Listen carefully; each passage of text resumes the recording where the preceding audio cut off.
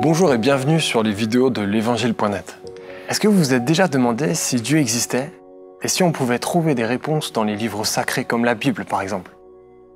Eh bien, vous êtes tombé au bon endroit puisque l'Évangile.net, c'est justement une plateforme interactive qui vous permet de découvrir par vous-même ce qu'est la foi chrétienne.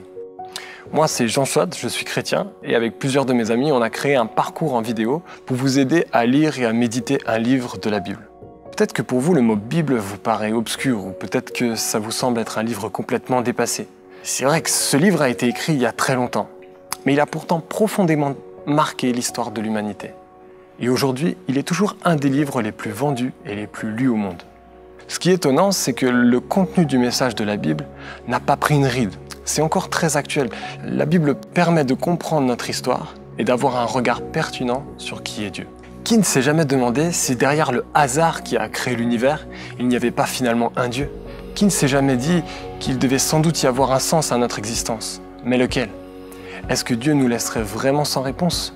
Laquelle des religions détiendrait alors la vérité? On peut rester sur ce genre de questions et se fier à quelques avis qu'on entend ici et là. Ou alors, on peut chercher par nous-mêmes et aller directement à la source pour connaître ce que disent les religions. Nous, chrétiens, on aimerait vous lancer ce défi, celui de lire au moins un livre de la Bible. Faites votre propre avis sur le sujet, soyez curieux. Vous allez voir que ce n'est pas si difficile que ça. Et au contraire, je crois personnellement que ce sera une lecture enrichissante pour vous. Peu importe ce en quoi vous croyez, si vous êtes athée, agnostique, si vous êtes croyant d'une certaine religion ou plutôt neutre sur la question de la foi, regardez et lisez par vous-même. Pour démarrer cette lecture, vous pouvez utiliser la version papier de la Bible avec le livret l'Évangile.net ou avec votre Bible personnelle. Vous pouvez aussi utiliser le moyen numérique avec le site web www.l'Évangile.net. Mais si vous préférez utiliser votre smartphone ou votre tablette, vous pouvez aussi utiliser l'application l'Évangile.net que vous trouverez sur les boutiques d'applications.